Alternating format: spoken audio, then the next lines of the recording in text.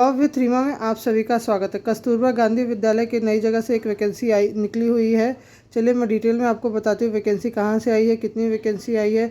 अच्छी वैकेंसी आई हुई है। सबसे अच्छी बात होती है कस्तूरबा गांधी में कोई एग्ज़ाम वगैरह नहीं होता है। पीजीटी, टीजीटी, पीआरटी सभी की वैकेंसी आई हुई है। आप इंडिया के किसी भी स्टेट से आप इसके लिए अप्लाई कर सकते हैं और करना भी चाहिए, क्योंकि यहाँ कोई एग्ज़ाम नहीं होता, मेरिट बेस पर था। चलिए देखते हैं वैकेंसी कहाँ से। पूर्णकालिक शिक्षिका केवल महिला अभ्यर्थियों के लिए गणित की है। अनरिजर्व कैटेगरी में 4 वैकेंसी है। अन्य पिछड़ा वर्ग में भी 4 वैकेंसी है। मीन्स नंबर ऑफ वैकेंसी 11 है। अच्छी वैकेंसी आई हुई है। प्रशिक्षित स्नातक मीन्स ग्रेजुएशन होना चाहिए। अगर मैथ्स के लिए कर रहे हैं तो फिज़िक्स और केमिस्ट्री और मैथ होना चाहिए, और उच्च प्राथमिक स्तर की मतलब टीटी का पेपर 2 पास होना चाहिए। उसके अलावा बीएड होना चाहिए आपके पास। इसमें वैकेंसी अच्छी खासी है, 11 वैकेंसीज़ है। अनारक्षित के लिए 4, पिछड़ा वर्ग के लिए 4, अनुसूचित जाति के लिए 2 वैकेंसी है, ईडब्ल्यूएस के लिए 1 वैकेंसी है।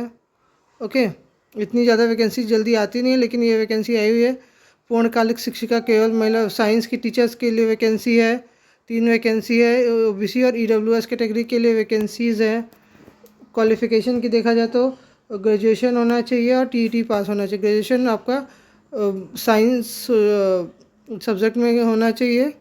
उसके बाद पूर्णकालिक शिक्षिका सोशल साइंस की 6 वैकेंसी है। अनरिजर्व की 3 वैकेंसी है। अन्य पिछड़ा वर्ग की 1, अनुसूचित जाति की 1, ईडब्ल्यूएस की 1। इसमें भी ग्रेजुएशन आपका इतिहास, भूगोल, नागरिक शास्त्र में से किसी एक में ग्रेजुएशन होना चाहिए। उच्च स्तर की टीटी पास होनी चाहिए और बीएड होना चाहिए। सेम यही क्वालिफिकेशन वगैरह सब में है। पूर्णकालिक शिक्षिका अंग्रेजी में भी 4 वैकेंसी है। अंशकालिक शिक्षा कंप्यूटर में 7 वैकेंसी है। इसमें का क्वालिफिकेशन ग्रेजुएशन होना चाहिए, टीटी परीक्षा पास होनी चाहिए, बीएड होना चाहिए इसके अलावा, और चपरासी पूर्णकालिक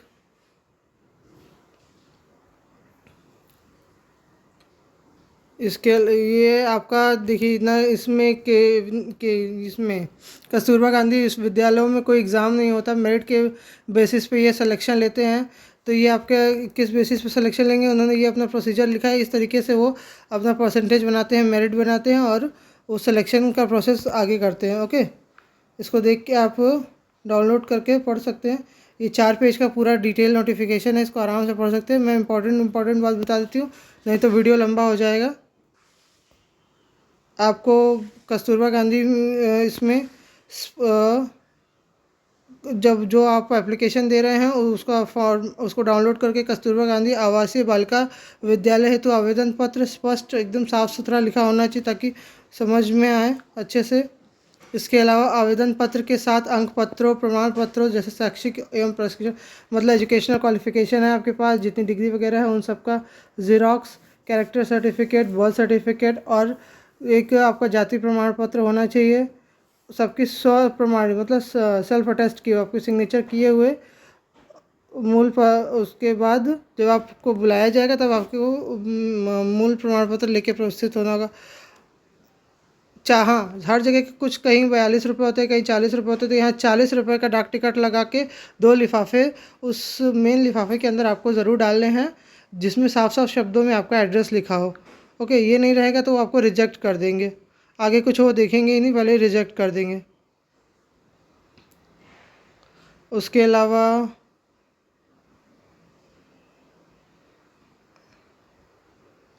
आपको प्रत्येक पद के लिए पृथक पृथक आवेदन करना होगा। एक ही पद में एक से अधिक आवेदन उल्लेख करने पर, मतलब आपने एक ही पोस्ट के लिए 3-4 आवेदन दे दिए तो वो उसको निरस्त कर दिया जाएगा, उसको नहीं। एड्रेस क्या होना चाहिए, एड्रेस होना चाहिए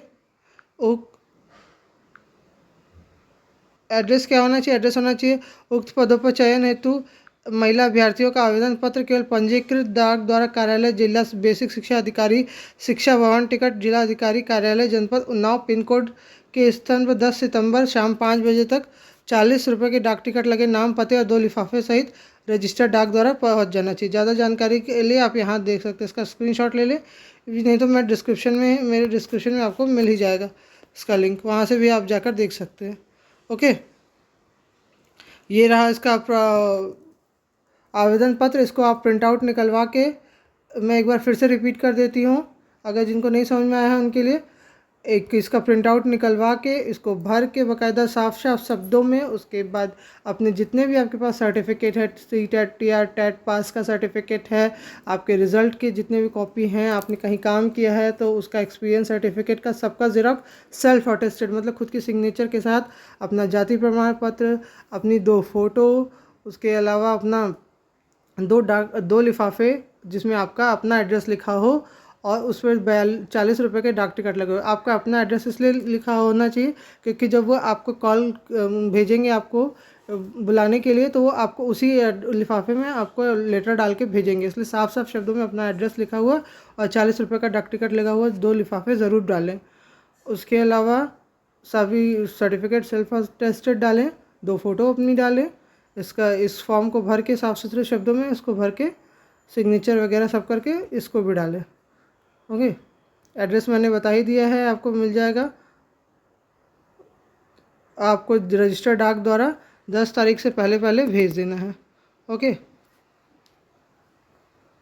और तो इसमें कुछ स्पेशल ऐसा नहीं है। ये तो सभी को पता है कि कस्तूरबा गांधी में महिला ही अभ्यर्थियों का होता है।